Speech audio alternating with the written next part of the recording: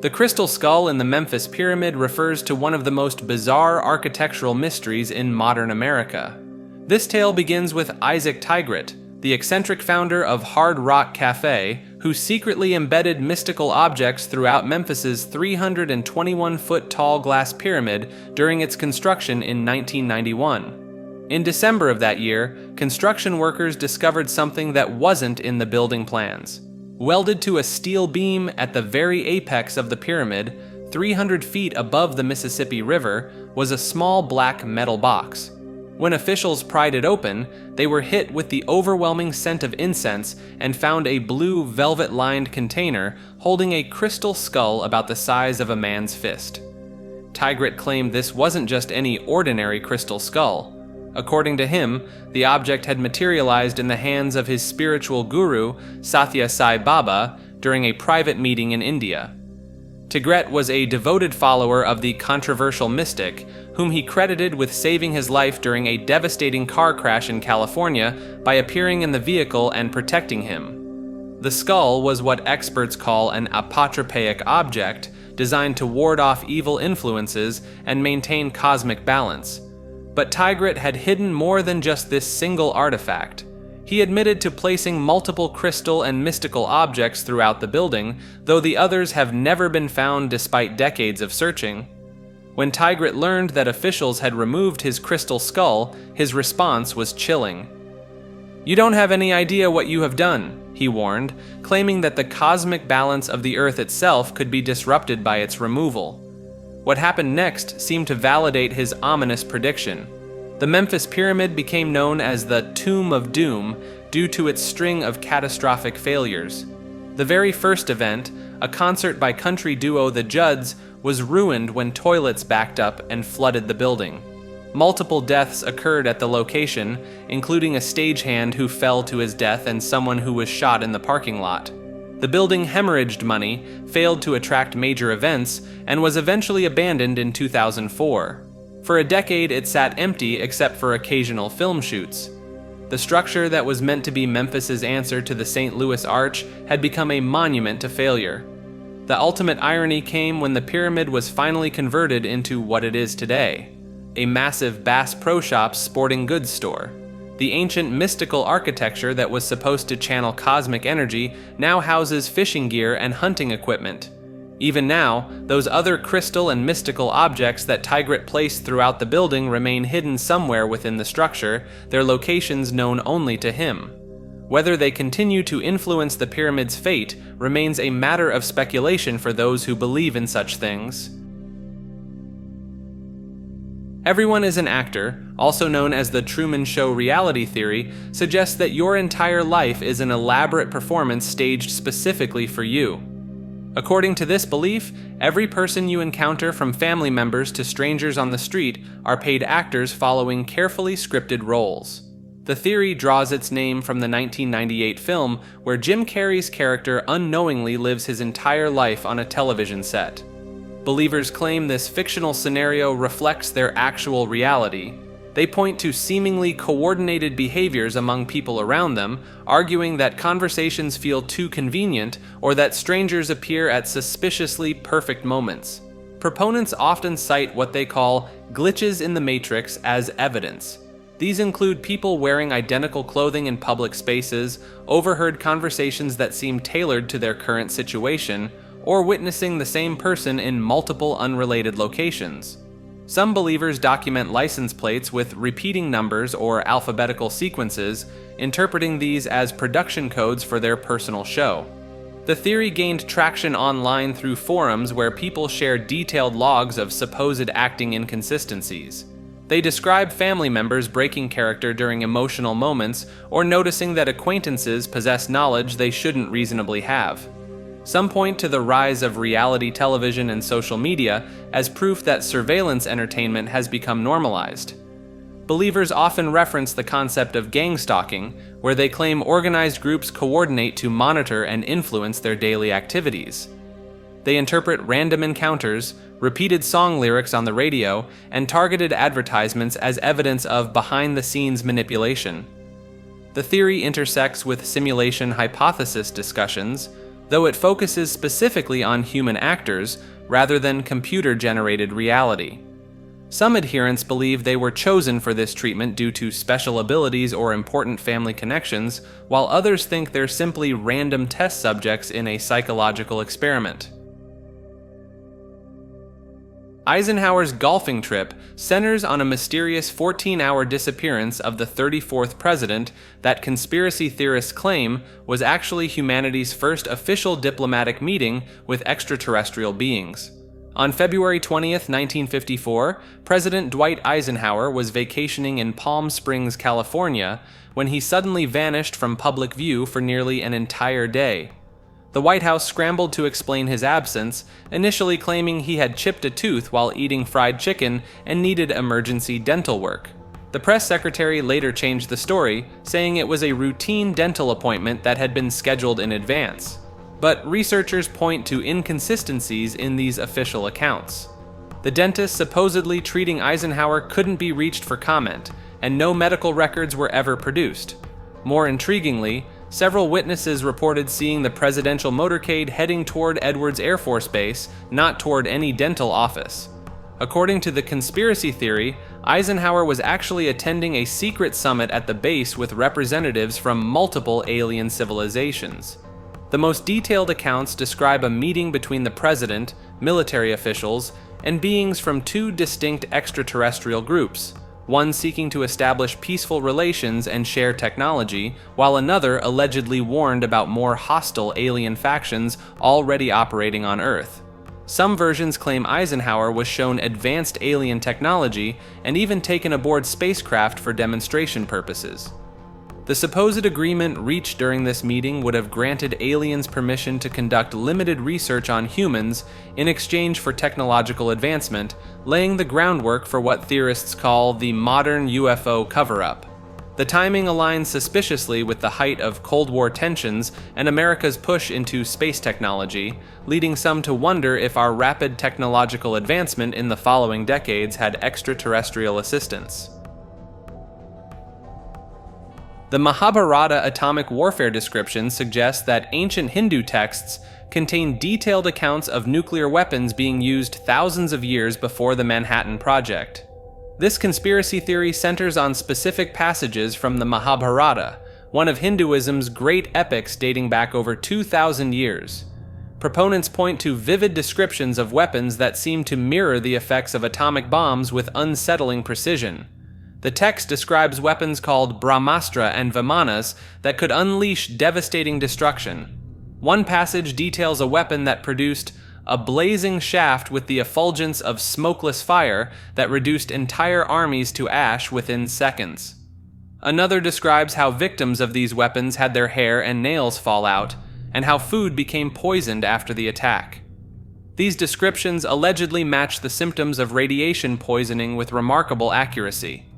The texts speak of warriors needing to wash themselves and their equipment in rivers after battles involving these weapons, which theorists claim mirrors decontamination procedures. Robert Oppenheimer, the father of the atomic bomb, reportedly quoted the Bhagavad Gita after witnessing the first nuclear test, saying, "Now I am become death, destroyer of worlds." Some conspiracy theorists claim this wasn't just poetic coincidence, but recognition of ancient nuclear knowledge. The theory extends beyond weapons to include descriptions of flying vehicles called Vimanas that could travel great distances and engage in aerial combat. Ancient astronaut theorists often connect these accounts to extraterrestrial intervention in human development. Mainstream scholars interpret these passages as mythological and metaphorical rather than literal descriptions of advanced technology. They argue that ancient peoples used the most powerful imagery available to them to convey the devastating nature of divine or supernatural warfare. However, believers point out that many details in these texts had no frame of reference for ancient writers unless they were describing real events. McKamey Manor represents what many consider the darkest extreme of haunted house entertainment, though conspiracy theorists argue it crosses far beyond entertainment into something much more disturbing. Located in Tennessee and previously Alabama, this attraction operates under the guise of an extreme haunted house experience. Owner Russ McKamey requires participants to sign a 40-page waiver, pass a physical examination, and undergo a background check before entering. The experience can last up to 10 hours, with no safe word to stop the ordeal once it begins. What sets McKamey Manor apart from typical haunted attractions involves physical contact, psychological manipulation, and scenarios that many witnesses describe as resembling enhanced interrogation techniques rather than entertainment. Participants report being waterboarded, forced to consume unknown substances, buried alive, and subjected to sensory deprivation. The conspiracy centers around several concerning elements. McKamey films every session, creating an extensive video library that some theorists believe serves purposes beyond documentation. No participant has ever completed the full experience to claim the supposed $20,000 prize, leading to speculation about whether completion is actually possible or intended. Former participants and staff members have come forward with allegations that McKamey derives pleasure from the psychological breakdown of visitors. Several have described the experience as legitimate trauma rather than controlled fear, with some requiring therapy afterward. Legal experts question how McKamey Manor operates within existing laws, particularly regarding assault and battery statutes. The extensive waiver system and carefully constructed legal framework suggest sophisticated knowledge of legal loopholes rather than simple haunted house operations. The most disturbing conspiracy theories propose that McKamey Manor serves as a testing ground for psychological manipulation techniques, potentially connected to broader research into human breaking points and control mechanisms. Daniel Douglas Hume represents one of history's most perplexing cases of alleged supernatural ability. This 19th century Scottish medium demonstrated feats that defied explanation, witnessed by some of the era's most credible observers.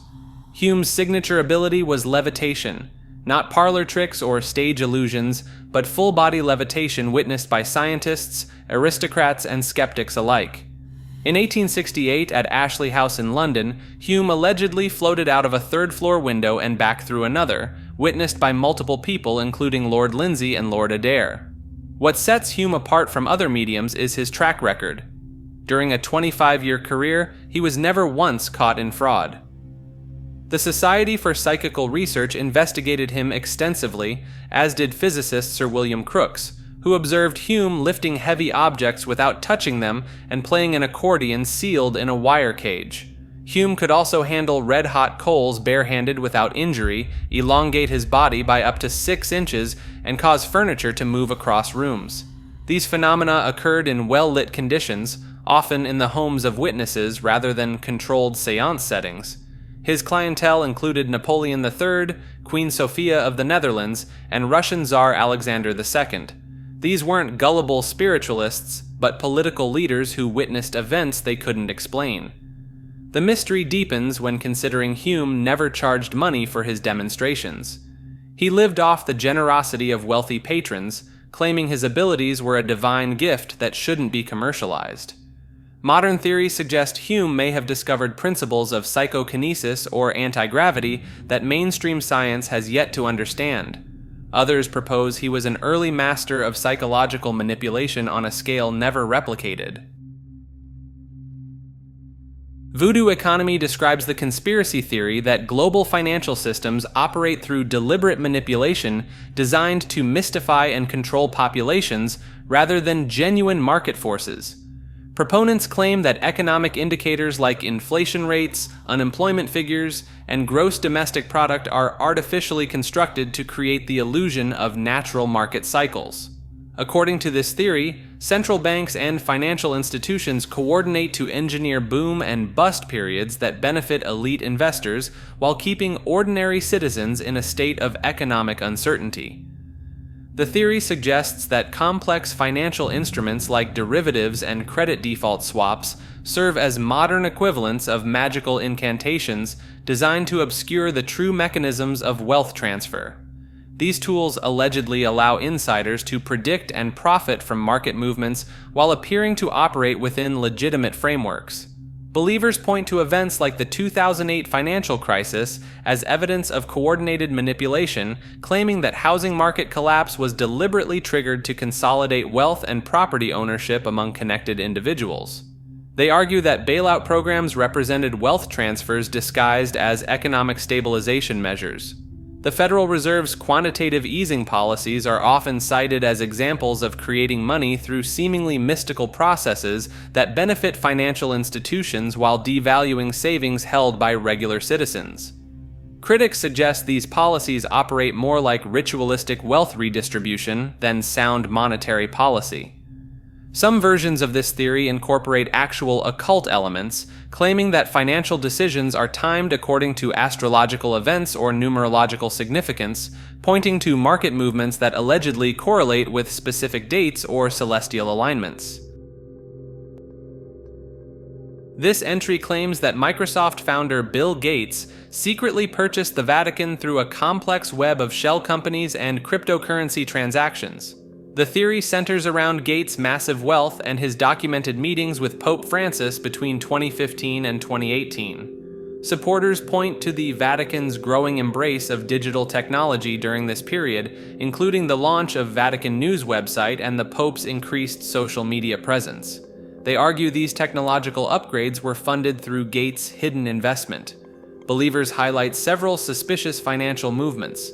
In 2019, the Vatican Bank reported unusual cryptocurrency holdings worth approximately $2.8 billion, funds that supposedly trace back to Microsoft subsidiaries. The theory suggests Gates used his foundation's charitable status to mask the transaction as a religious donation. The alleged motivation involves Gates gaining access to the Vatican's extensive archives and centuries of accumulated religious artifacts.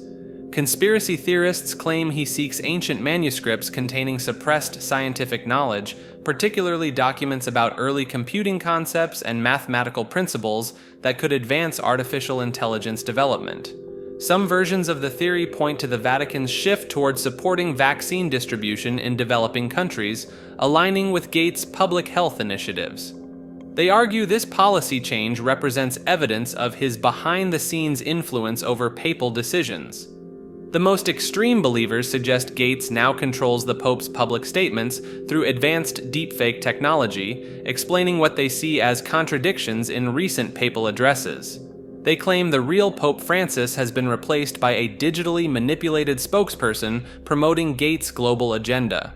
Physical evidence supposedly includes mysterious server installations beneath St. Peter's Basilica and the presence of Microsoft security personnel during papal audiences, though no credible documentation supports these claims. Salvador Dali's scatological magic suggests that the famous surrealist painter incorporated excremental symbolism and waste-related imagery into elaborate occult rituals designed to unlock hidden dimensions of consciousness. This theory centers on Dali's fascination with what practitioners call scatological magic, a branch of ritual magic that uses bodily waste as a conduit for spiritual transformation.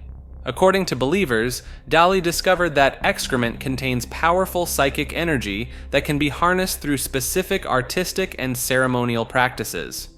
The evidence points to several of Dali's paintings from the 1930s and 1940s that feature prominent excremental imagery, often disguised within his trademark melting landscapes and impossible architectures.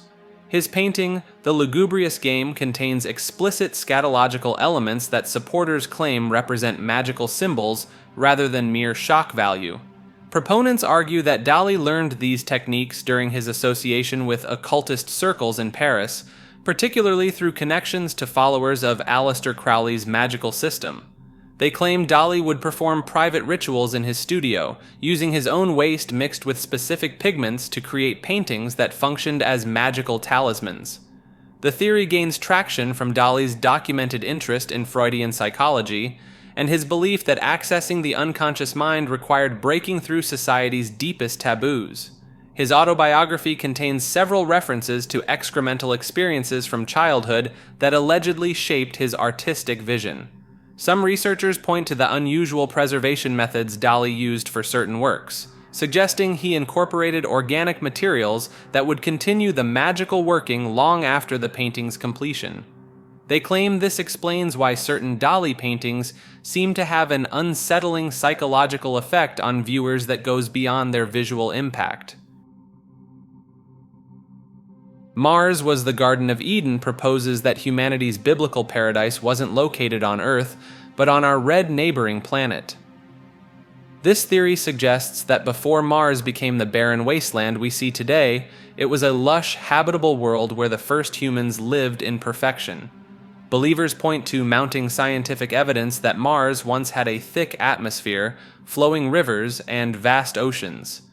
NASA's rovers have discovered dried riverbeds, mineral deposits that only form in water, and polar ice caps containing enough frozen water to cover the entire planet's surface. The theory claims this wasn't just any habitable world, but specifically the biblical Eden. The story goes that Mars lost its protective magnetic field around 4 billion years ago, allowing solar radiation to strip away its atmosphere and boil off its water into space.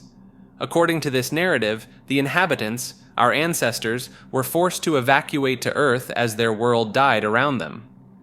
Ancient astronaut theorist Michael Barra and researcher Richard Hoagland have championed variations of this concept, pointing to alleged structures on Mars that resemble pyramids and faces. They argue these are remnants of an advanced civilization that matches descriptions of Eden's perfection. The theory attempts to reconcile the timeline by suggesting that the days mentioned in Genesis actually represent vast geological periods. When Mars became uninhabitable, the survivors brought with them advanced knowledge that explains humanity's sudden leap from primitive hunter-gatherers to complex civilizations. Some versions claim that the famous face on Mars, photographed by Viking One in 1976, is actually a monument left by the Edenic civilization, though higher resolution images have shown it to be a natural rock formation. Still, believers maintain that NASA deliberately obscures evidence of Mars' former glory to hide humanity's true origins. This entry explores the theory that 7 specific nations exist in a protected sphere, immune from direct United States military intervention despite ongoing tensions and conflicts worldwide.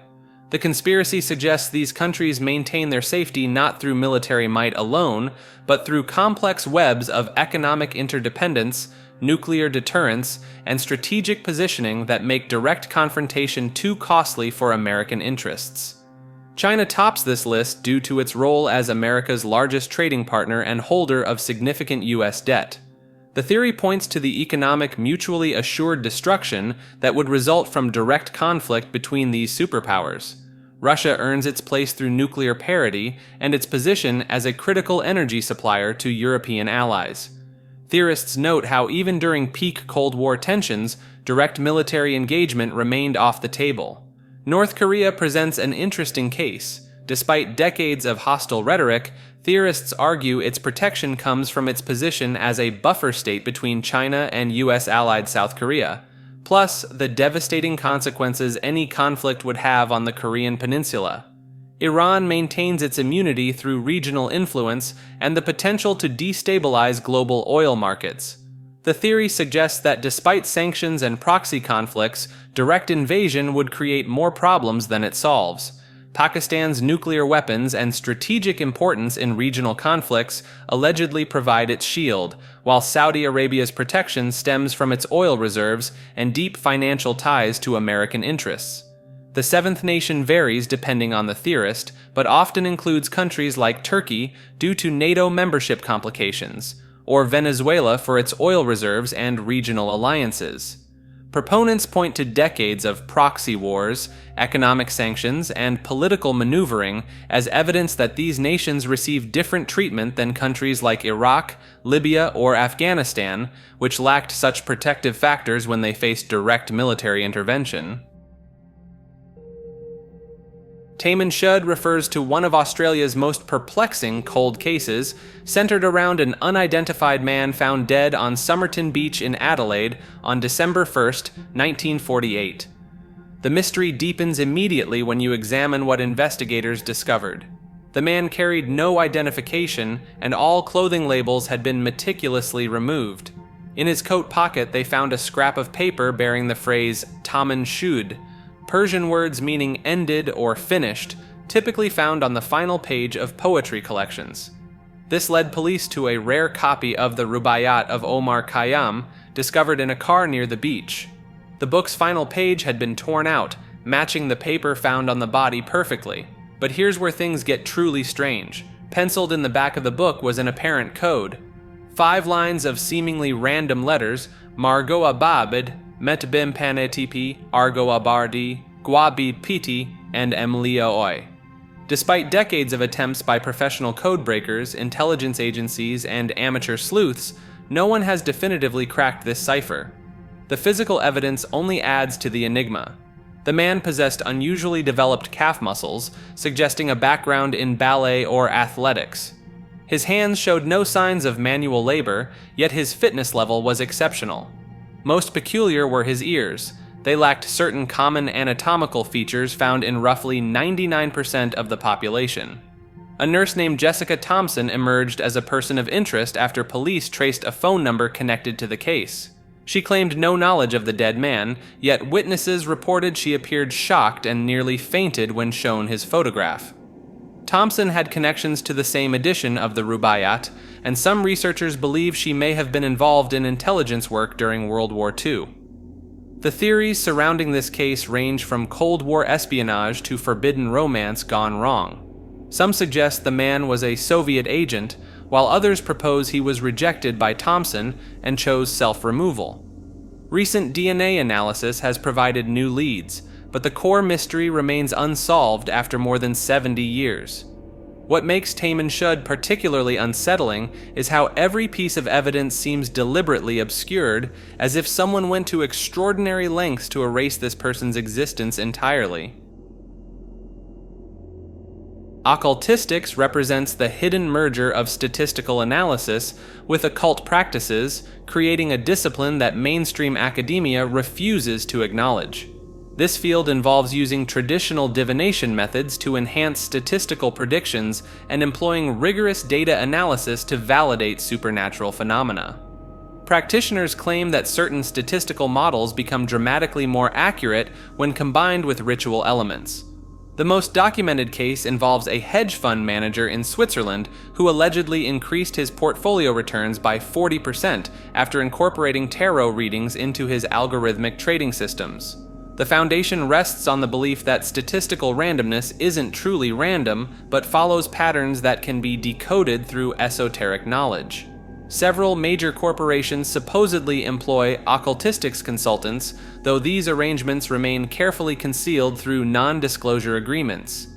These consultants analyze market data using both conventional statistical methods and practices like numerology, astrology, and I Ching readings. The field gained underground attention after Dr. Margaret Holloway, a former MIT statistician, published underground papers showing correlations between lunar phases and stock market volatility that exceeded what traditional models predicted. Her work suggested that incorporating astronomical timing into statistical analysis could reveal hidden market patterns. Critics within both the scientific and occult communities dismiss occultistics as pseudoscience that undermines legitimate statistical work. However, supporters point to consistent results that seem to exceed random chance, particularly in areas like weather prediction and economic forecasting. The practice requires extensive knowledge of both advanced statistics and traditional occult systems, making true practitioners extremely rare.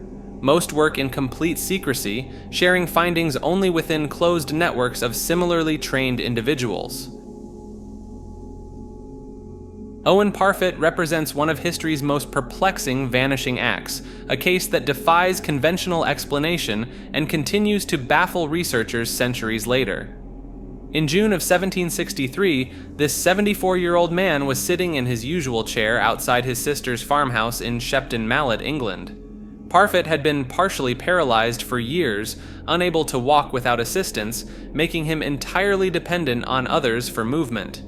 His sister Susanna had stepped inside briefly to fetch something from the house, leaving Owen exactly where she'd placed him that morning. When she returned just minutes later, the chair sat empty. Owen Parfitt had completely vanished. The circumstances make this disappearance particularly mystifying. Parfitt couldn't walk on his own, yet no one reported seeing him being carried away. No footprints led from the chair, no signs of struggle marked the ground, and no witnesses observed anything unusual despite the farmhouse being located along a well-traveled road. Local authorities conducted extensive searches of the surrounding countryside. They dragged nearby ponds, scoured the fields, and questioned every person in the area. Nothing. Owen Parfitt had seemingly evaporated from his chair like morning mist. What makes this case even stranger is that Parfitt's clothes were later discovered in different locations around the village over the following weeks.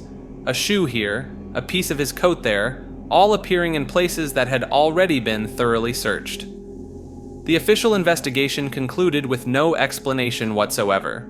The local magistrate's records simply state that Owen Parfitt had disappeared under circumstances that could not be accounted for by any known means. Some researchers suggest this case represents an early documented instance of what would later be categorized as anomalous disappearances, while others point to it as potential evidence of phenomena that mainstream science refuses to acknowledge. The Owen Parfitt case remains completely unsolved, a 260-year-old mystery that continues to challenge our understanding of what's actually possible.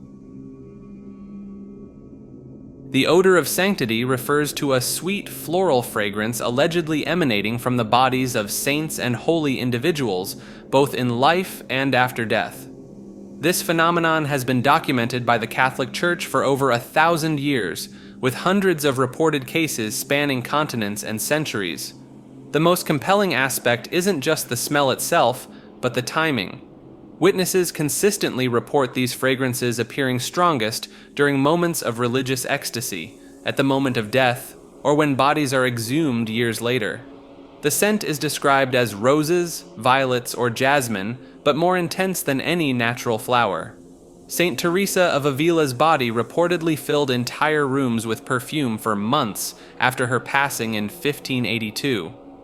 When her tomb was opened years later, the fragrance was so overwhelming that witnesses claimed it could be detected from the church courtyard. Similarly, Padre Pio, who died in 1968, was said to emit this scent so strongly during his lifetime that people could detect his presence before seeing him. The church has meticulously documented these cases, requiring multiple independent witnesses before acknowledging the phenomenon. What makes this particularly intriguing is the consistency across different climates, time periods, and cultural backgrounds. Bodies that should have decomposed instead remain preserved, continuing to emit these impossible fragrances decades after death. Medical examiners have struggled to explain how decaying organic matter could produce pleasant aromas. Some researchers suggest the scent might be psychological, a form of mass suggestion during emotionally charged religious experiences. Others point to the convenient timing of these reports, often coinciding with canonization processes where the church benefits from miraculous evidence. The conspiracy emerges in what isn't being said about the preservation methods potentially used, or whether certain oils and substances might be involved in creating these effects. Stigmatic rib displacement refers to an alleged medical phenomenon where individuals experiencing stigmata reportedly undergo unexplained structural changes to their rib cage during religious episodes. For those unfamiliar, stigmata involves the spontaneous appearance of wounds resembling those suffered during crucifixion, typically on the hands, feet, and side. What makes this particular theory compelling is the claim that some stigmatics don't just develop surface wounds, but actually experience physical displacement of their ribs, particularly the 5th through 7th ribs on the right side. The theory gained traction following leaked medical reports from a Belgian hospital in 1987, allegedly documenting a case where a patient's ribs had shifted inward by up to 3 centimeters during a stigmatic episode. Hospital staff reportedly observed the displacement occurring in real time, with X-rays taken before and after showing dramatic structural changes that reversed themselves within 72 hours. Proponents argue that mainstream medicine deliberately suppresses these cases to avoid challenging materialist explanations of religious phenomena. They point to Vatican archives that supposedly contain dozens of similar medical reports spanning centuries, with particular emphasis on cases from Lourdes and Fatima, where pilgrims experienced both stigmata and unexplained skeletal changes. The displacement allegedly occurs without fractures or apparent trauma, leading some to theorize about previously unknown connections between intense psychological states and rapid bone restructuring. Critics dismiss these claims as misidentified medical conditions or outright fabrication, though believers maintain that certain religious institutions actively discourage medical documentation of such cases to preserve the mystery of divine intervention. Octopus panspermia suggests that these 8-armed ocean dwellers didn't evolve on Earth like the rest of us, but instead arrived from somewhere far beyond our planet. The theory centers on just how bizarre octopuses really are when you examine them closely. These creatures possess completely alien-like abilities that seem almost too advanced for Earth's evolutionary timeline. They can change their skin color and texture instantly, squeeze through impossibly small spaces, use tools with startling intelligence, and demonstrate problem-solving skills that would make some mammals jealous. But here's where things get scientifically interesting. In 2018, a group of researchers led by molecular biologist Dennis Noble and astrobiologist Chandra Wickramasinghe published a paper suggesting that octopuses might have extraterrestrial origins. They pointed to the rapid genetic changes that occurred during the so-called Cambrian explosion around 540 million years ago, when complex life forms seemed to appear almost overnight in geological terms. The researchers noted that octopuses have an unusually large genome with over 33,000 protein coding genes, which is actually more than humans possess. Their neural complexity is off the charts, with 2/3 of their neurons located in their arms rather than their brains.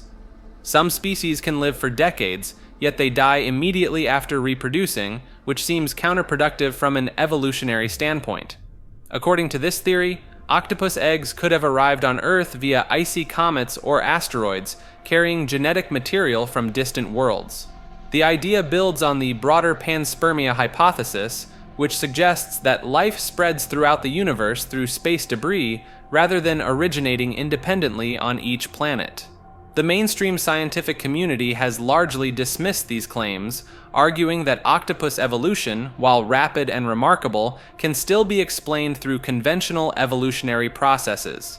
But supporters point to the creature's almost supernatural abilities and genetic complexity as evidence that maybe, just maybe, we're sharing our oceans with actual aliens.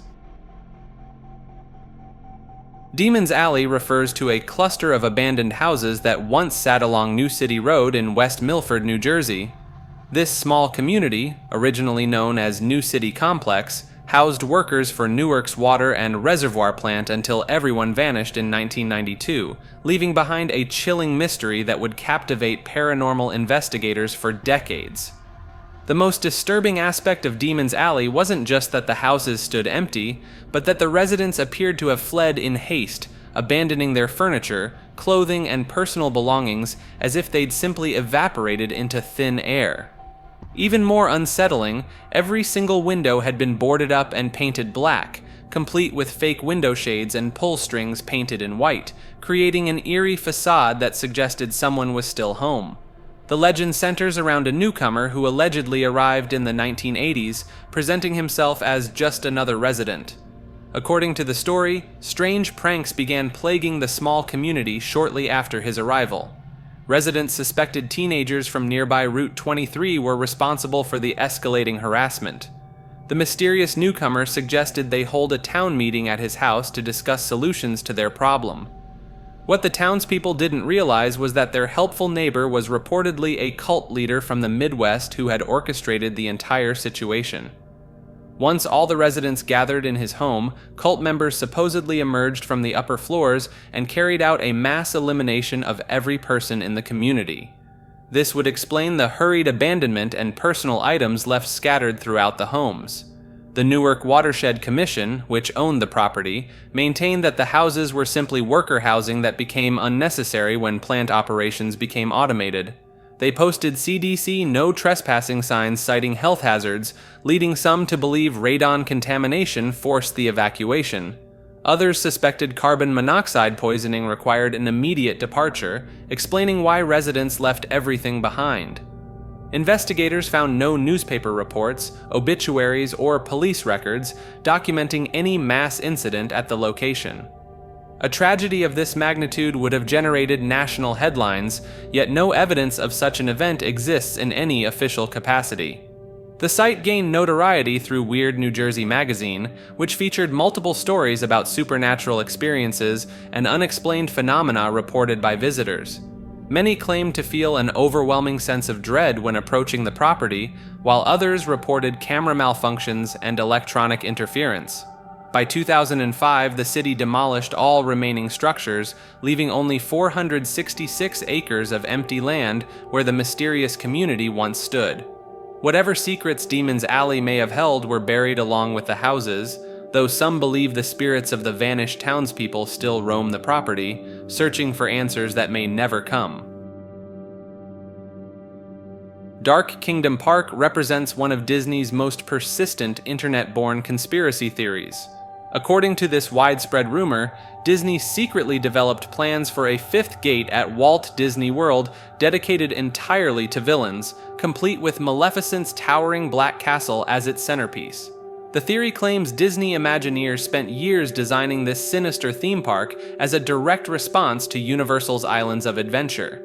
Supposed attractions included Villain Mountain, where guests would plummet through Hades encountering classic Disney antagonists, twisted versions of beloved rides like Evil Teacups, and immersive villain lairs housing characters like Ursula Jafar and Captain Hook. Believers point to several pieces of circumstantial evidence.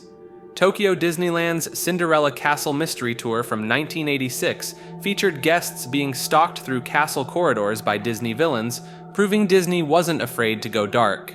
The attraction was eventually shuttered for being too frightening.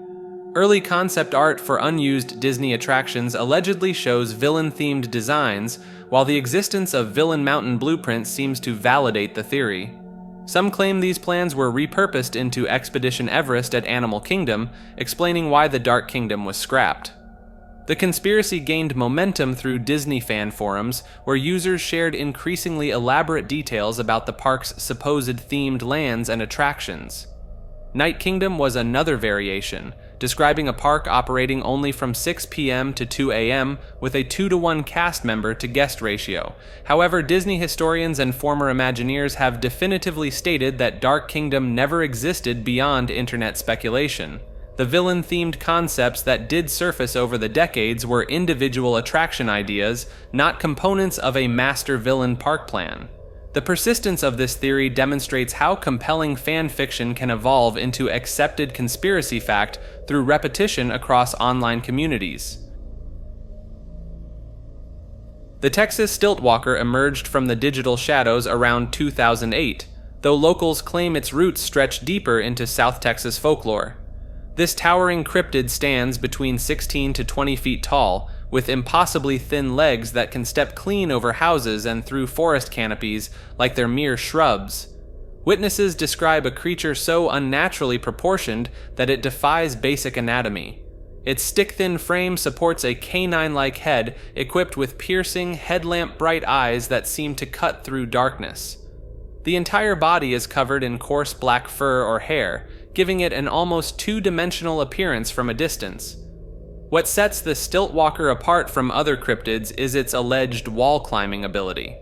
One account from Texas describes the creature scaling a vertical cliff face with spider-like ease, moving with an unsettling grace despite its massive size. This supernatural agility has led some researchers to theorize the entity exists somewhere between flesh and blood and the paranormal realm. The creature's behavior patterns paint a contradictory picture. A rancher reported in 2018 that what he called a carnivorous Texas Stiltwalker regularly visited his property, showing particular interest when cattle were ready to breed. It apparently preferred wildlife and farm animals over human contact, leaving clear signs of its presence even when not directly observed. Yet not all encounters suggest malevolent intent. Some witnesses describe peaceful interactions, leading cryptozoologists to propose that, like many animal species, individual temperament may vary among these beings.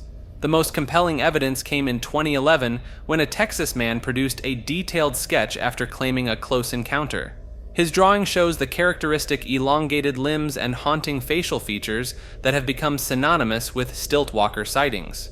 Whether representing misidentified wildlife, mass hallucination, or something genuinely unexplained, the Texas Stiltwalker continues attracting attention from those who believe our world still harbors undiscovered mysteries. Mowgli's palace represents one of the most enigmatic entries in declassified government documents from the 1970s. This cryptic designation appears in heavily redacted CIA files alongside references to psychological conditioning programs and remote facilities in Southeast Asia. The name itself seems deliberately chosen to obscure the true nature of operations conducted at this location. Intelligence analysts believe Mowgli's palace served as a covert research station where subjects underwent intensive isolation protocols designed to break down existing social conditioning. Documents describe a compound built deep within dense jungle terrain, accessible only by helicopter or extended trek through hostile territory. The facility allegedly housed between 20 to 40 individuals at any given time, ranging from voluntary researchers to unwilling participants acquired through various means. Former intelligence officer Marcus Webb, who came forward in 1987, claimed the palace operated under the cover of anthropological research. Webb described subjects being stripped of modern conveniences and forced to adapt to primitive living conditions while researchers monitored their psychological deterioration and reconstruction. The most disturbing accounts involve something called the rewilding protocol. This process supposedly involved systematically removing subjects from all human contact except for handlers who communicated only through predetermined signals and gestures. The goal was to observe how quickly civilized individuals could be reduced to purely instinctual behavior. Several missing person cases from the late 1960s and early 1970s allegedly connect to recruitment activities for Mowgli's palace. These disappearances occurred primarily in urban areas across California and New York, targeting individuals with specific psychological profiles deemed suitable for the experiments. The facility's existence officially ended in 1974 following an incident that resulted in the complete evacuation of all personnel. The exact nature of this incident remains classified, though leaked communications reference a complete breakdown of containment protocols and irreversible subject integration failure. Today, satellite imagery of the suspected coordinates shows only dense jungle canopy with no visible structures, though some researchers claim to identify geometric patterns in the vegetation that suggest deliberate concealment of underground installations. The 1999 apartment bombings remain one of the most controversial events in modern Russian history, with conspiracy theories suggesting these attacks served as a catalyst for political transformation. In September 1999, a series of explosions ripped through residential buildings in Moscow, Buynaksk, and Volgodonsk, killing nearly 300 people and injuring over 600. The Russian government immediately blamed Chechen terrorists, using these attacks to justify launching the Second Chechen War. But conspiracy theorists point to a series of suspicious circumstances that emerged in the aftermath. The most significant involves the Ryazan incident, where local authorities discovered what appeared to be explosives in the basement of an apartment building. When FSB agents arrived on scene, they claimed the materials were merely training exercises using sugar instead of explosives. Several individuals who investigated these bombings or challenged the official narrative met untimely ends. Alexander Litvinenko, a former FSB officer who co-authored a book alleging government involvement, died from polonium poisoning in London. Journalist Anna Politkovskaya, who reported extensively on Chechnya, was shot outside her apartment building. The conspiracy theory suggests these bombings were false flag operations designed to consolidate power during a turbulent political transition. Putin, who was serving as prime minister at the time, used the crisis to project strength and ultimately ascended to the presidency. Independent investigations were repeatedly blocked or abandoned, with key evidence allegedly destroyed or classified. The timing proved particularly beneficial for certain political figures, as public support surged for military action and strong leadership in response to the attacks. Physical evidence that theorists cite includes the discovery of hexagen explosives, the same type used in earlier FSB training exercises, and witness testimony describing suspicious activity in the targeted buildings prior to the explosions. Wilhelm Reich represents one of the most dramatic cases of scientific suppression in modern history, where a respected psychoanalyst's controversial research led to federal imprisonment and the literal burning of his life's work. Reich, originally a student of Sigmund Freud, developed the theory of orgone energy in the 1930s and 1940s. He claimed to have discovered a previously unknown form of cosmic energy that permeated all living things and the atmosphere itself. This blue-tinged energy, which Reich called orgone, supposedly governed everything from sexual health to weather patterns. The centerpiece of Reich's work involved devices called orgone accumulators. These box-like structures, built with alternating layers of organic and metallic materials, were designed to concentrate and harness orgone energy from the environment. Patients would sit inside these phone booth-sized chambers for extended periods, with Reich claiming the concentrated energy could treat everything from depression to cancer. Reich's research took increasingly ambitious turns. He developed smaller handheld devices called orgone shooters, modified his accumulators for atmospheric research, and even claimed he could influence weather patterns by manipulating orgone energy in the sky. His followers reported witnessing Reich disperse clouds and end droughts using his orgone-based weather control methods. The controversy reached its peak when Reich began marketing orgone accumulators as medical devices without FDA approval. In 1954, federal agents obtained an injunction against Reich, demanding he stop distributing the devices and destroying his research materials. Reich refused to comply, viewing the government action as an attack on scientific freedom.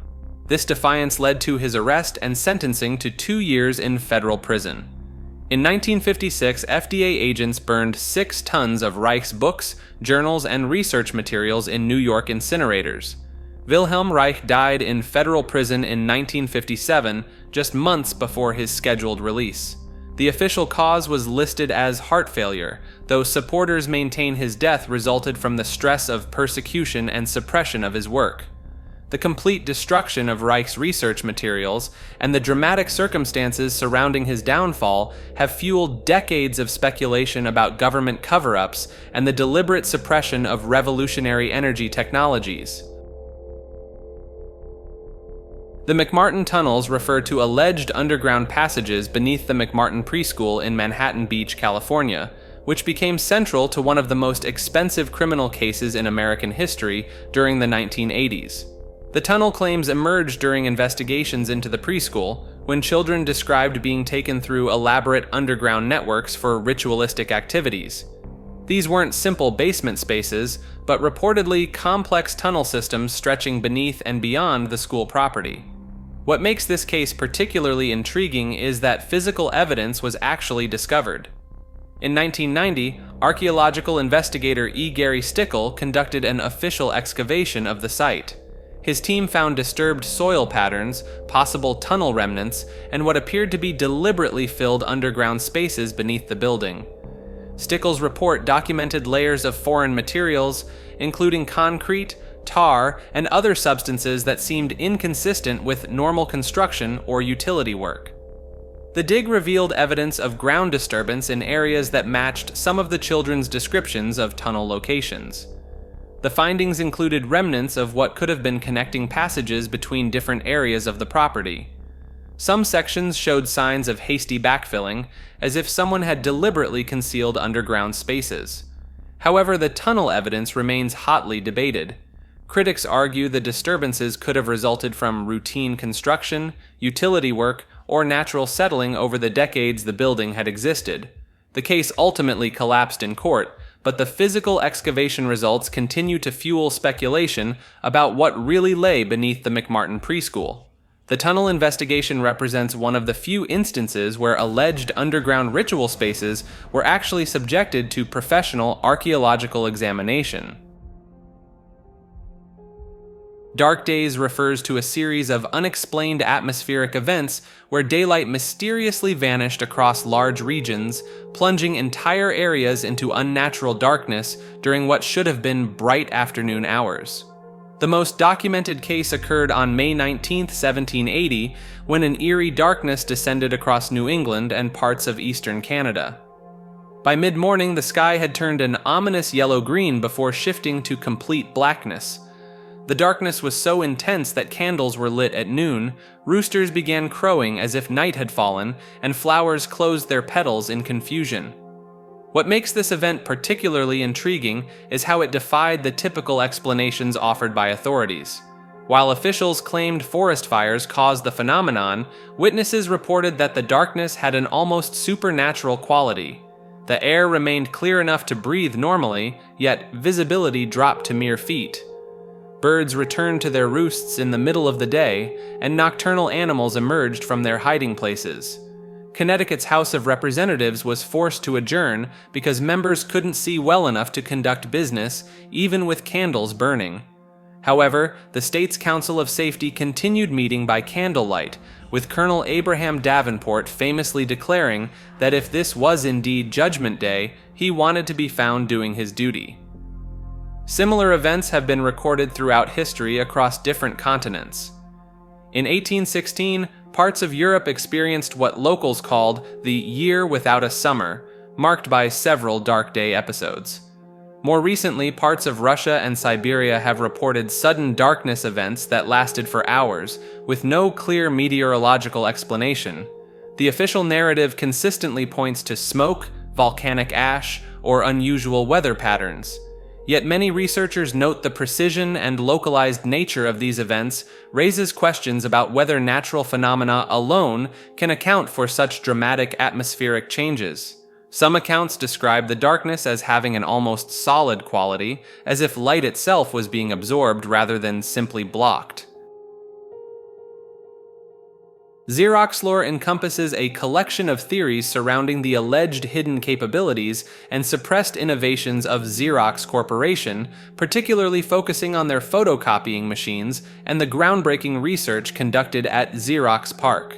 The most persistent claims center around the idea that every photocopier manufactured since the late 1980s contains hidden tracking technology that embeds invisible identifying marks on every document copied. These microscopic yellow dots, known as machine identification codes, allegedly allow any document to be traced back to the specific machine that produced it, along with the exact time and date of copying. What makes this particularly compelling is that this tracking system was reportedly implemented without public knowledge or consent. The conspiracy extends beyond simple tracking into allegations of active surveillance.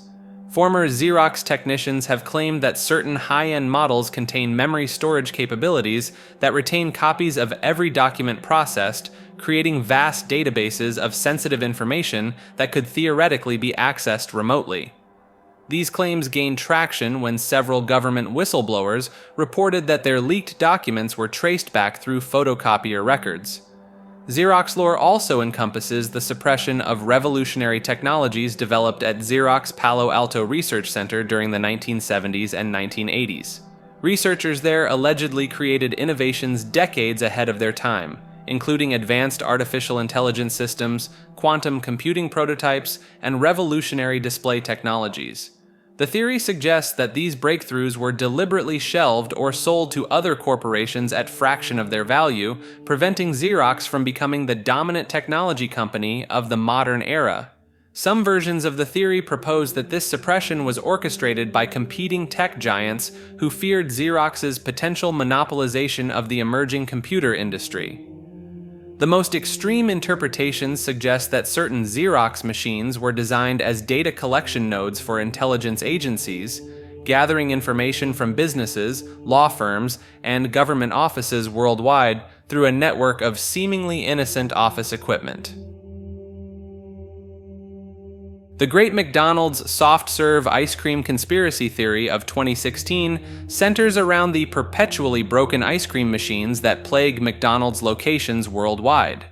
This theory claims that the constant malfunctioning of these machines isn't due to poor design or maintenance issues, but rather part of a deliberate scheme involving the Taylor Company, the exclusive manufacturer of McDonald's soft-serve equipment.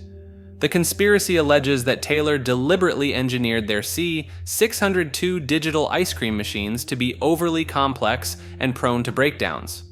These machines require a 4-hour cleaning cycle every single day, and if even the smallest error occurs during this process, the entire machine shuts down and displays cryptic error codes that only certified Taylor technicians can interpret and repair. Here's where the theory gets particularly compelling. McDonald's franchisees are contractually obligated to use only Taylor-certified repair technicians who can charge hundreds of dollars for service calls that often involve nothing more than pressing a reset button. The machines generate over 3,000 different error codes, many of which don't actually indicate what's wrong, forcing unnecessary service visits. Internal emails allegedly revealed that some McDonald's corporate executives were aware of these design flaws, but continued the exclusive partnership anyway. The theory suggests this creates a perfect revenue stream for Taylor Company, who profits not just from selling the machines, but from the constant repair calls generated by their intentionally flawed design.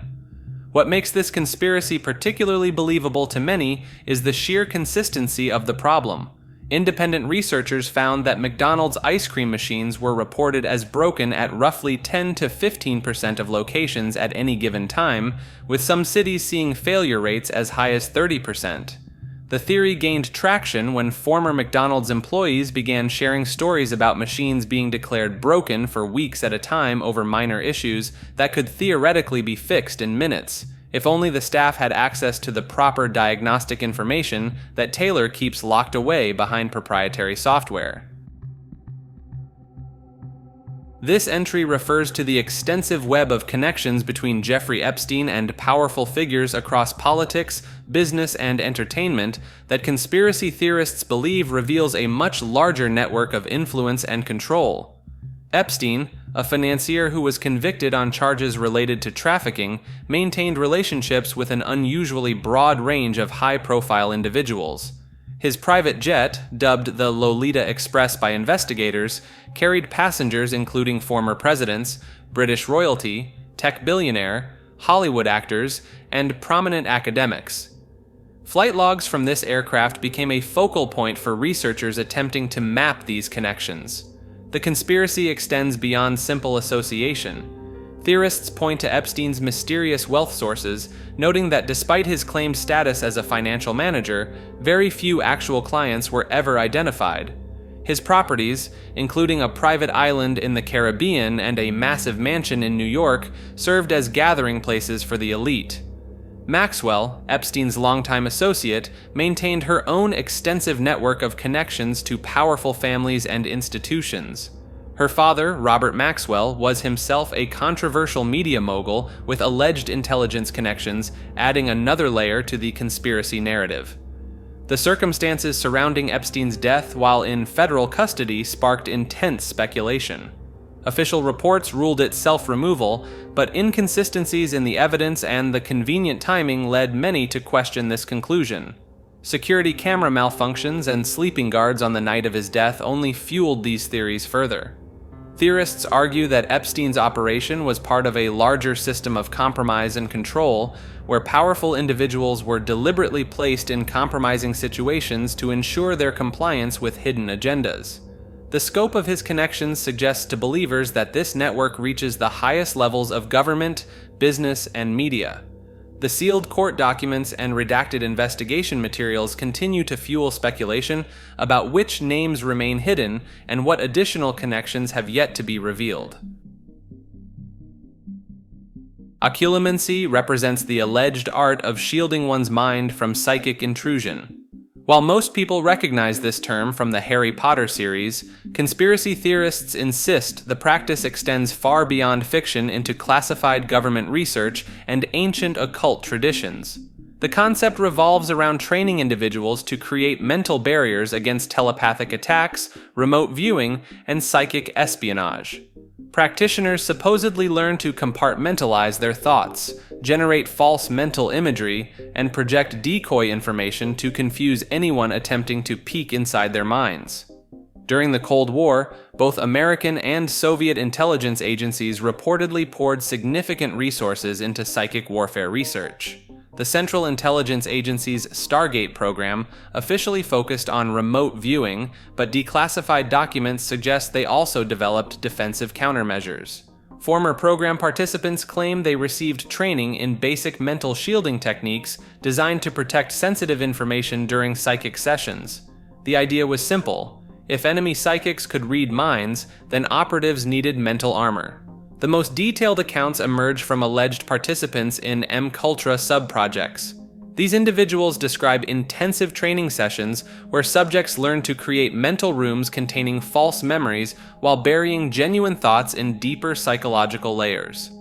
Some claim this training proved so effective that decades later, they remain unable to fully access their own suppressed memories. Whether this represents successful mental compartmentalization or simple psychological trauma remains unclear. Modern conspiracy theorists point to patents filed for electromagnetic mind-reading devices as evidence that traditional psychic threats have evolved into technological ones. Several patents from the 1970s and 80s describe methods for detecting and interpreting brainwave patterns from a distance. Proponents argue that certain meditation techniques, particularly those derived from Tibetan and Hindu traditions, provide natural protection against both psychic and electronic mental intrusion. They claim these ancient practices can disrupt electromagnetic scanning of neural activity by creating what some call mental static. The most extreme claims involve entire military units trained in mental defense protocols, allegedly deployed to protect high-value targets from psychic elimination attempts. These phantom soldiers supposedly guard world leaders during international summits, creating psychic dead zones around sensitive negotiations. Whether rooted in genuine classified research or elaborate fiction, occlumency taps into humanity's deepest fear: that our thoughts may never truly be private, and that somewhere, someone might always be listening. This entry suggests that Osama bin Laden actually died years before the official 2011 Navy SEAL raid in Pakistan, potentially as early as 2001 or 2002 from kidney failure and other health complications. The theory centers on bin Laden's well-documented kidney problems, which required regular dialysis treatment. Intelligence reports from the early 2000s indicated he was suffering from severe kidney disease, Marfan syndrome, and other serious health issues that would have made survival in remote cave systems extremely difficult without proper medical equipment. Proponents point to the suspicious lack of verifiable video or audio communications from bin Laden after late 2001, with many alleged recordings showing inconsistencies in appearance, voice patterns, and even basic Islamic knowledge. Former CIA analyst Bruce Riedel noted that authentic bin Laden communications essentially ceased after the Battle of Tora Bora. Pakistani President Pervez Musharraf stated in 2002 that bin Laden was likely already dead from kidney complications. Former British Foreign Secretary Robin Cook made similar claims before his own death in 2005. Intelligence officials in multiple countries reportedly believed bin Laden had died by 2003 to 2004. The theory suggests the 2011 raid was elaborate theater designed to provide closure and justify continued military operations. The immediate burial at sea, refusal to release death photos, and destruction of the compound all conveniently eliminated physical evidence. DNA evidence was claimed but never independently verified, and the SEAL team members involved have faced an unusually high number of subsequent deaths and accidents. This theory proposes that keeping bin Laden alive as a boogeyman served political purposes for nearly a decade after his actual death. The Dare Stones represent one of the most elaborate archaeological hoaxes of the 20th century, though the authenticity of the original discovery remains hotly debated even today. In 1937, a mysterious tourist named Lewis Hammond walked into Emory University carrying a 21-pound quartzite slab. He claimed to have found this stone while hunting for hickory nuts near the Chowan River in North Carolina, about 65 miles from the famous Roanoke Island. The rock bore a crude inscription that appeared to solve America's oldest mystery, the fate of the lost colony. The message, signed with the initials EWD, told a harrowing tale. Eleanor White Dare, daughter of colony governor John White, had allegedly carved her family's tragic story into stone. According to the inscription, the colonists had moved inland after White's departure for England in 1587. Disease and warfare with hostile native tribes reduced their numbers from over 100 to just 24 survivors. Then, in 1591, a final massacre claimed all but 7 lives, including Eleanor's husband Ananias and her infant daughter Virginia, the first English child born in America. Professor Haywood Pierce Jr. became convinced of the stone's authenticity and persuaded his father to purchase it for their private college in Georgia. The discovery created a media sensation, with even Harvard historian Samuel Eliot Morison supporting its legitimacy. To authenticate their find, the Pierces offered a $500 reward for additional stones mentioned in Eleanor's message. This is where the story takes a bizarre turn. Within months, a Georgia stonecutter named Bill Eberhardt began producing stone after stone, claiming to have discovered them across the southeast. By 1940, 47 additional Dare stones had surfaced, 42 of them from Eberhardt alone. Each stone continued Eleanor's narrative, describing the survivors' journey through the wilderness and their eventual fate. The cottage industry of stone discovery finally collapsed in 1941 when the Saturday Evening Post published a devastating exposé. Linguistic experts pointed out that the inscriptions used Roman lettering exclusively, when 16th century colonists would have primarily used Gothic script. The spelling was suspiciously consistent for an era without standardized English orthography. Most damning, Eberhardt eventually confessed to creating the stones himself. However, the original Hammond stone continues to divide experts. Unlike the obvious forgeries that followed, this first stone shows genuine weathering patterns consistent with centuries of exposure. The quartzite composition matches local geology, and the patina would have been difficult to chemically replicate in the 1930s. Recent analysis has revealed a bright white interior that would have made the carved letters stand out dramatically when first inscribed. The mystery deepens when considering Hammond himself. After delivering the stone to Emery, he vanished completely. Decades of investigation have failed to locate any trace of this supposed California tourist. Some researchers now suspect Hammond may have been an academic collaborator in an elaborate scholarly hoax, possibly connected to other fraudulent archaeological discoveries of the era. The timing of the discovery raises additional questions. The stone surfaced during the 350th anniversary of Virginia Dare's birth, as commemorative events and a new outdoor drama were generating renewed interest in the lost colony. Was this a promotional stunt that spiraled beyond its creator's control, or genuine evidence of one of history's most famous disappearances? Today, all 48 stones reside at Brenau University in Georgia, mostly hidden from public view. While mainstream archaeology dismisses them as fraud, occasional studies continue to examine the original stone with increasingly sophisticated analytical techniques. The Dare stones remain a cautionary tale about the intersection of academic ambition, public fascination, and the enduring power of unsolved mysteries. The Fantasma Colorado, also known as the Red Ghost, represents one of the American Southwest's most bizarre and terrifying legends from the 1880s. This creature first appeared in 1883 near Eagle Creek in southeastern Arizona, when a rancher's wife witnessed something that would haunt the territory for over a decade. She watched in horror as a massive, reddish-colored beast with a demonic rider strapped to its back trampled another woman to death, leaving behind clumps of coarse red hair and enormous cloven hoofprints unlike any known animal. What makes this legend particularly compelling is its connection to a forgotten chapter of American military history. The U.S. Army Camel Corps, established in 1855 under Secretary of War Jefferson Davis, imported 70 camels from the Mediterranean to serve as pack animals in the Southwest's harsh desert terrain. When the Civil War erupted, the experiment was abandoned, and the camels were sold at auction or simply released into the wilderness. Multiple credible witnesses encountered the Red Ghost over the following years. Cyrus Hamblin, a respected Salt River rancher, got close enough to identify the creature as a camel carrying what appeared to be a human skeleton bound to its back with leather straps. When prospectors near the Verda River shot at the beast, they discovered a human skull that had fallen from its gruesome cargo, complete with flesh and hair still clinging to the bone. The mystery deepened with each sighting. Cowboys attempted to rope the creature, only to be charged and nearly trampled. Miners reported the beast crashing through their tents in the night. The skeleton rider gradually deteriorated over the years, losing pieces as the camel roamed the territory until only a headless torso remained. The legend came to an end in 1893 when farmer Mizzou Hastings shot the red ghost while it grazed in his garden.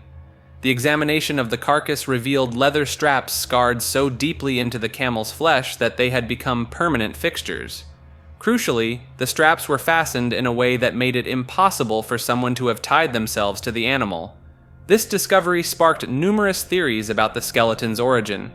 Some claim it was a cavalry soldier afraid of camels who was tied to one as punishment by his comrades, then abandoned when the animal bolted into the desert. Others suggest it was a prospector who lashed himself to the beast while dying of thirst, hoping it would carry him to water. The most disturbing theory involves someone with a twisted sense of humor deliberately strapping a corpse to a wild camel. The Red Ghost's reign of terror lasted exactly 10 years, covering hundreds of miles across Arizona territory. What began as an abandoned military experiment became a legend that perfectly captured the brutal strangeness of the American frontier, where the line between fact and folklore often blurred beyond recognition. Dolphin Square stands as one of London's most imposing residential complexes, a massive Art Deco building completed in 1937 that stretches along the Thames in Pimlico. With over 1,200 flats spread across multiple blocks, it was once the largest block of flats in Europe. What transforms this architectural landmark into conspiracy theory territory are the decades of allegations suggesting it served as the epicenter of a high-level network involving prominent political figures and establishment elites. The building's proximity to Westminster made it a natural residence for members of Parliament, civil servants, and other government officials throughout the 20th century. This concentration of political power under one roof became the foundation for claims about organized misconduct involving miners.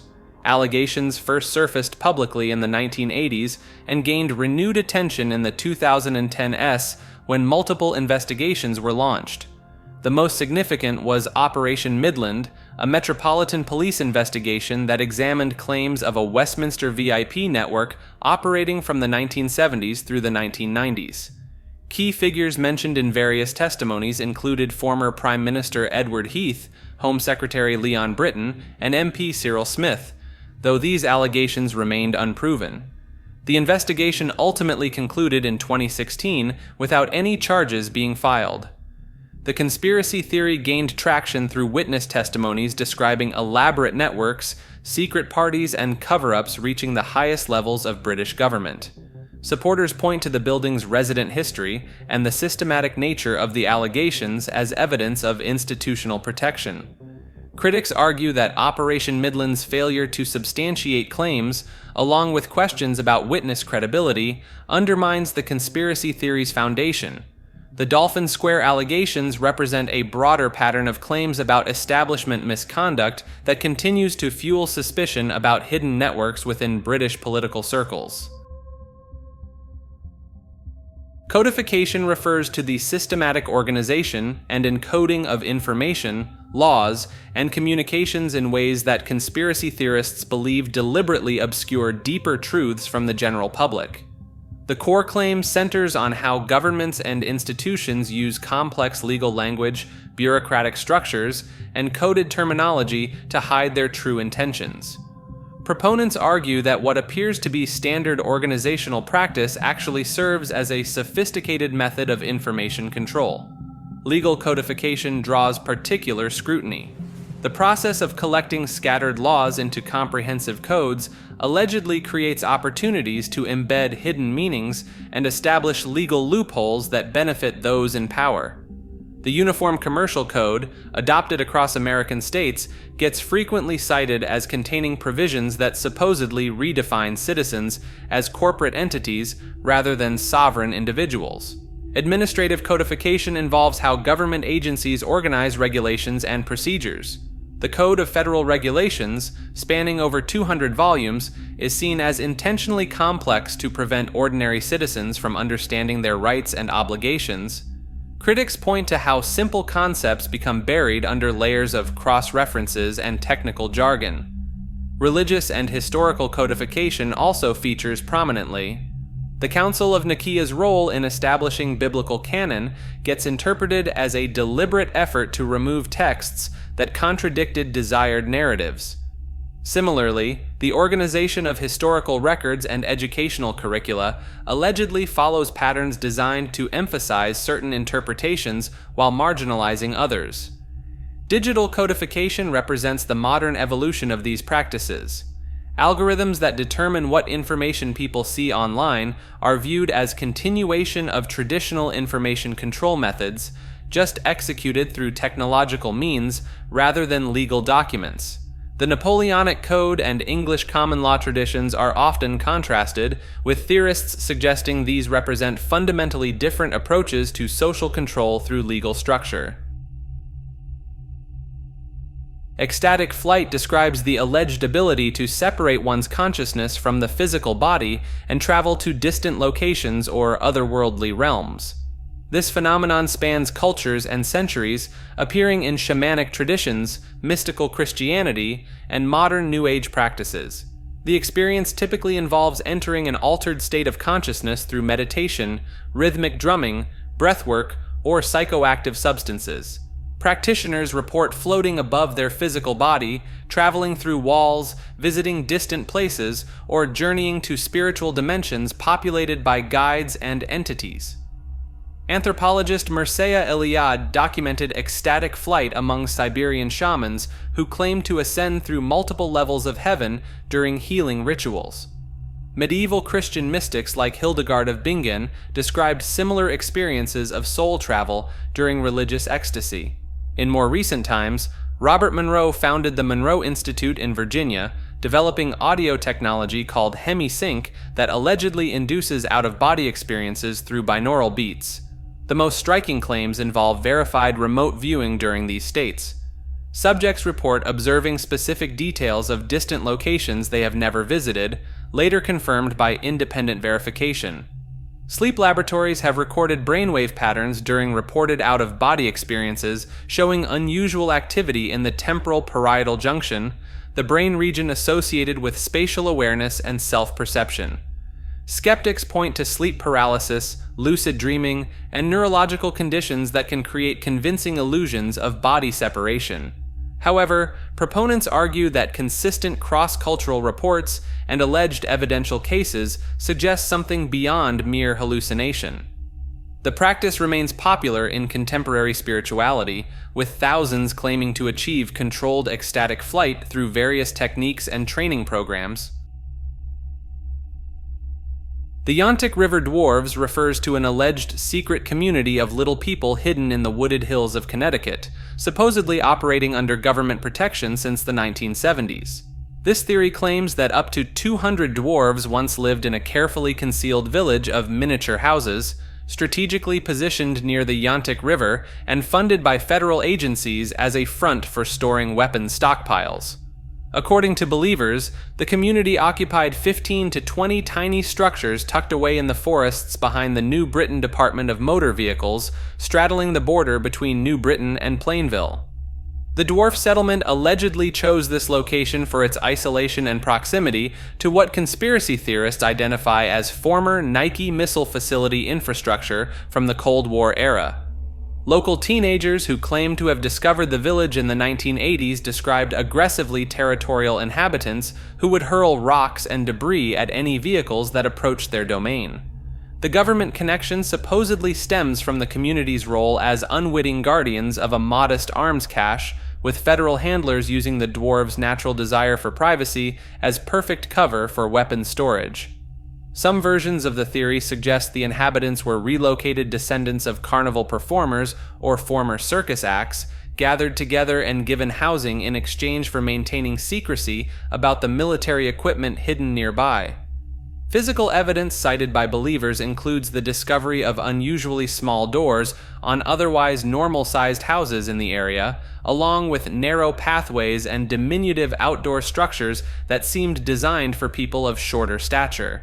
The remote location, accessible only by poorly maintained dirt roads and ATV trails through dense Connecticut woodland, added to the mystery and made verification difficult for curious investigators. The legend gained additional credibility among conspiracy circles when it became linked to the broader network of Connecticut cryptid sightings, joining the infamous Melonheads of Trumbull and the Frog People of Bethel as part of the state's hidden supernatural ecosystem. Secrist hyperbaric oxygen chambers represent one of modern medicine's most controversial pieces of equipment, sitting at the center of claims about suppressed cancer treatments and institutional medical gatekeeping.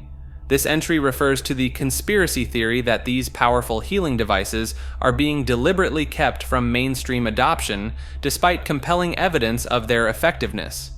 Secrist Industries has dominated the hyperbaric oxygen therapy market since 1973, manufacturing more chambers than all other companies combined, with over 2,800 units installed across the United States alone.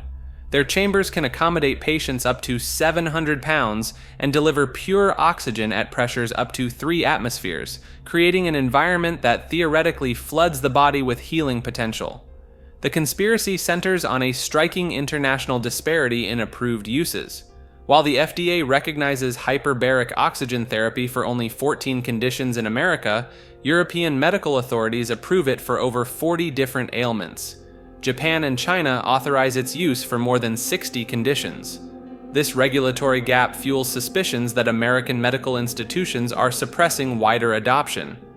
Research from prestigious institutions tells a different story than current medical practice. Studies from Harvard, Stanford, and international universities have documented hyperbaric oxygen's ability to shrink tumors, enhance chemotherapy effectiveness, and trigger cancer cell death through oxygen toxicity.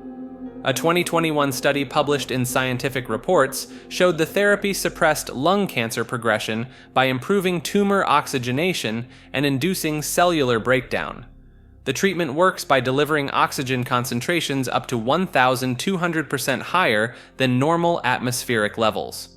Cancer cells, which thrive in low oxygen environments, become vulnerable when exposed to these elevated concentrations. Some researchers theorize that tumors have adapted to survive in oxygen-starved conditions, making hyperbaric therapy their metabolic weakness. Critics of mainstream medicine point to the economic incentives behind limited adoption. Hyperbaric oxygen sessions cost hundreds of dollars compared to chemotherapy regimens, reaching tens of thousands. Insurance companies refuse coverage for off-label uses, creating financial barriers that keep patients from accessing potentially life-saving treatments. The Secrist connection intensifies these theories because the company operates in a regulatory environment where physicians can legally prescribe hyperbaric therapy for any condition they deem appropriate. Yet most cancer centers don't offer it as a primary treatment option. This creates a shadow medical economy where alternative clinics provide the therapy while major hospitals largely ignore its potential. Proponents argue that hyperbaric oxygen therapy represents a suppressed healing modality that threatens established cancer treatment protocols worth billions annually to pharmaceutical companies and medical institutions. The process refers to the Process Church of the Final Judgment, a religious movement that emerged in London during the 1960s before spreading to the United States. What started as an apparent offshoot of Scientology would evolve into something far more sinister and mysterious. Founded by Robert de Grimston and Mary Ann McLean, the process developed a unique theology that simultaneously worshipped Jesus Christ, Satan, Lucifer, and Jehovah as 4 separate but equal deities. Members dressed in flowing black robes adorned with a distinctive symbol resembling a stylized swastika combined with a cross. The most disturbing aspect of the process involves its alleged connections to multiple high-profile serial killers. Charles Manson reportedly had extensive contact with process members in California during the late 1960s. David Berkowitz, the son of Sam Killer, claimed in prison interviews that he was involved with a process splinter group that practiced human sacrifice and devil worship. Even more unsettling, several process members lived just blocks away from where Berkowitz committed his first murder. The group operated communes in major cities including New York, Boston, Chicago, and New Orleans. Former members have described elaborate rituals, psychological conditioning techniques, and a rigid hierarchy that controlled every aspect of daily life. Some accounts detail programming methods designed to create alternate personalities within members. The process officially disbanded in 1974, but many researchers believe it simply went underground or transformed into other organizations. The timing coincides suspiciously with increased activity from various serial killers who exhibited similar ritualistic behaviors and occult symbolism. What makes the process particularly intriguing is how thoroughly most records of their activities have been scrubbed from official sources, leaving behind only fragments and first-hand testimonies that paint a picture of something far more organized and dangerous than a typical religious cult. Oniontown represents one of America's most isolated and enigmatic communities, a tiny hamlet tucked away in the mountains of southeastern New York. This settlement of fewer than 24 residents has sparked decades of whispered rumors and local legends that paint it as something far stranger than a typical rural community. The hamlet earned its peculiar name from the wild onions that once grew abundantly in the area, but locals have developed a reputation that extends far beyond agricultural history. Visitors who have ventured into this remote enclave describe an almost deliberately unwelcoming atmosphere, with residents who seem determined to discourage any outside interest or interaction. What makes Oniontown particularly unsettling to outsiders is the apparent insularity of its population. Multiple generations of the same families have lived there for over a century, rarely leaving and even more rarely welcoming newcomers. Local folklore suggests that many residents share bloodlines going back several generations, creating a community that operates by rules and customs unknown to the outside world. The physical isolation adds to the mystery. Oniontown sits at the end of a winding mountain road that dead ends at the settlement, meaning anyone who enters must have made a deliberate choice to go there.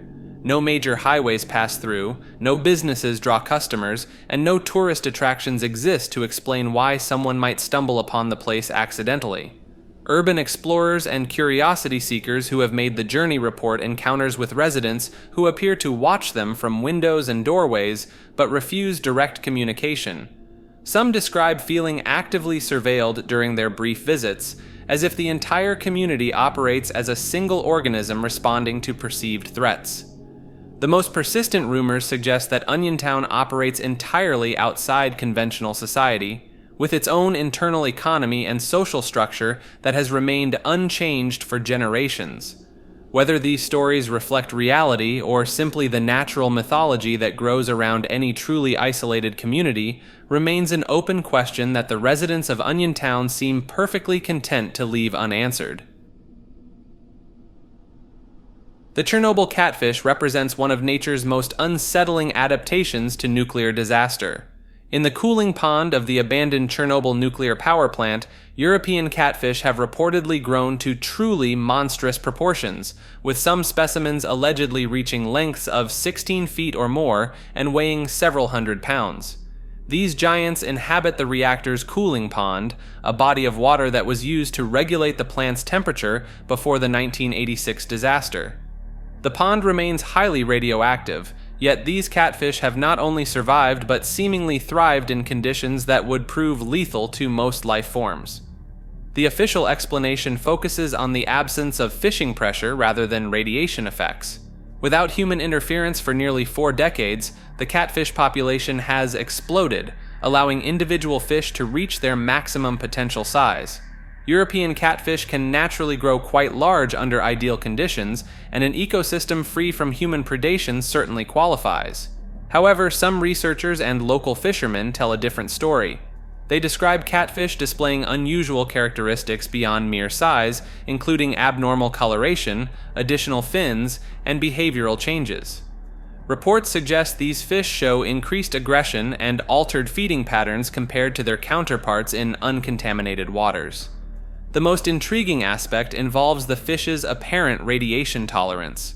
Studies indicate that many species in the Chernobyl exclusion zone have developed enhanced DNA repair mechanisms, essentially evolving rapid adaptations to survive in their radioactive environment. Whether these catfish represent natural selection at work or something more unusual, their presence in one of Earth's most contaminated zones continues to fascinate scientists, studying life's remarkable ability to adapt to extreme conditions. The Deros and Teros represent one of the most elaborate underground civilization theories ever proposed, originating from a Pennsylvania welder named Richard Shaver in the 1940s. According to Shaver's accounts, these beings are ancient races living in vast subterranean caverns beneath the Earth's surface. The Deros, short for detrimental robots, are described as malevolent creatures who delight in tormenting surface dwellers through telepathic manipulation and technological interference.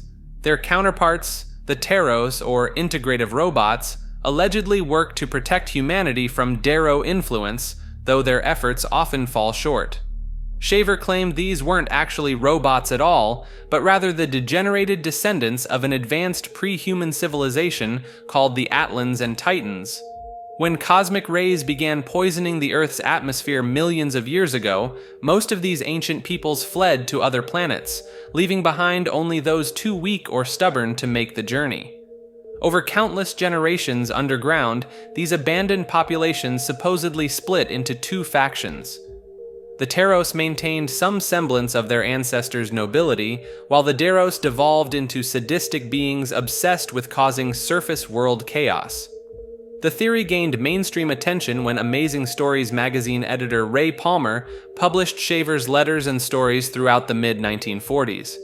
Thousands of readers wrote in claiming they too had experienced Dero harassment, hearing voices in their heads, experiencing mechanical failures, or witnessing unexplained phenomena. Shaver insisted his accounts weren't fiction, but remembered experiences from his time in the underground caves, where he claimed to have witnessed Dero torture chambers and advanced machinery capable of influencing thoughts and emotions from miles away. The Shaver mystery, as it became known, suggested that many surface world problems, from mental illness to mechanical breakdowns, could be attributed to Dero interference using their inherited ancient technology. Cloudbusters, the weather manipulation devices created by Wilhelm Reich, represent one of the most ambitious attempts to control nature through unconventional science. Reich, a former colleague of Sigmund Freud, developed these towering metal contraptions in the 1950s based on his theory of orgone energy, a supposed life force that he believed permeated all living things. The cloudbusters themselves looked like massive pipe organs pointed skyward, consisting of hollow metal tubes connected to water sources and grounding cables. According to Reich, these devices could draw orgone energy from the atmosphere, allowing operators to create or disperse clouds at will. He claimed successful rainmaking operations across drought-stricken areas of the American Southwest, documenting temperature drops and precipitation increases following cloudbuster sessions. The most documented case occurred in 1953 when Reich was hired by blueberry farmers in Maine to break a severe drought. Reich operated his cloudbuster for several days, and rain did indeed follow, though skeptics attributed this to natural weather patterns rather than orgone manipulation. Reich's weather control claims attracted unwanted attention from the Food and Drug Administration, who viewed his orgone devices as fraudulent medical equipment. Federal agents eventually destroyed his cloudbusters and research materials, while Reich himself was imprisoned for contempt of court. What makes the cloudbuster story particularly intriguing is Reich's detailed operational logs, which read like military weather modification reports. He described specific atmospheric conditions, energy readings, and tactical approaches to cloud seeding that suggest either elaborate self-deception or genuine belief in his methods. The devices gained renewed attention decades later when musician Kate Bush released a song titled Cloud Busting, inspired by Reich's son Peter's memoir about growing up with his father's controversial experiments. Umi-bozu appears in Japanese maritime folklore as a massive, dark humanoid figure that emerges from calm ocean waters. This sea spirit allegedly stands anywhere from 10 to 30 meters tall, with a smooth, featureless black body that resembles a Buddhist monk's shaved head. According to traditional accounts, the creature manifests during periods of unusual calm at sea, rising silently from the depths to tower over fishing vessels and merchant ships. Sailors reported that encountering an Umi-bozu often preceded violent storms or unexplained shipwrecks, leading many to believe the entity could manipulate weather patterns. The most documented sightings occurred during Japan's Edo period, when maritime trade was expanding rapidly. Ship captains noted consistent details across separate incidents: the creature's tendency to appear near specific underwater formations, its ability to create massive waves through unknown means, and its apparent intelligence in targeting certain vessels while ignoring others. Modern researchers investigating these accounts discovered that many reported Umi-bozu encounters happened in areas now known for unusual underwater volcanic activity and methane gas releases. These geological phenomena can create sudden changes in water density and atmospheric conditions that might explain both the creature's apparent emergence and the subsequent weather disturbances. Some maritime archaeologists suggest that concentrated Umi-bozu sightings correlate with locations of ancient shipwrecks, proposing that the legend developed as a cultural explanation for treacherous waters that claimed multiple vessels over time. The creature's monk-like appearance has led folklore experts to theorize connections between Buddhist concepts of spiritual manifestation and Japan's relationship with ocean-based survival, particularly during periods of political isolation when sea travel carried both literal and metaphorical significance. The Orford merman represents one of medieval England's most documented encounters with an alleged aquatic humanoid. In the late 12th century, fishermen working the waters near Orford, Suffolk, hauled in their nets expecting the usual catch. Instead, they found something that would perplex chroniclers for centuries. The creature they captured appeared distinctly human in many respects, yet possessed unmistakably aquatic features. Multiple medieval sources, including the Chronicle of Ralph of Coggeshall, describe a being covered in coarse hair with a human torso, but bearing the characteristics of a sea creature. The entity showed remarkable intelligence, yet refused to communicate through speech despite various attempts by local clergy and scholars. What makes this case particularly intriguing is the creature's documented behavior during its captivity. Rather than consuming prepared food, it would only eat raw fish, tearing into them with apparent relish. When taken to the local church, it showed no recognition of Christian symbols or rituals, leading some to question whether it possessed a soul according to medieval theological understanding. The most compelling aspect involves the creature's eventual fate. According to the chronicles, after several months of captivity, the being was allowed to swim in the harbor under heavy guard. It allegedly dove beneath the surface, only to resurface briefly before disappearing forever into the North Sea. Some accounts suggest it was seen waving farewell, though skeptics argue this detail was added by later storytellers. Modern researchers have proposed various explanations ranging from a captured seal or dolphin to a mentally impaired shipwreck survivor. However, the consistency across multiple independent medieval sources and the specific behavioral details recorded suggest something more complex than simple misidentification. The Orford merman remains a cornerstone case for those studying historical accounts of aquatic cryptids, representing one of the earliest well-documented encounters between humans and an unidentified marine entity.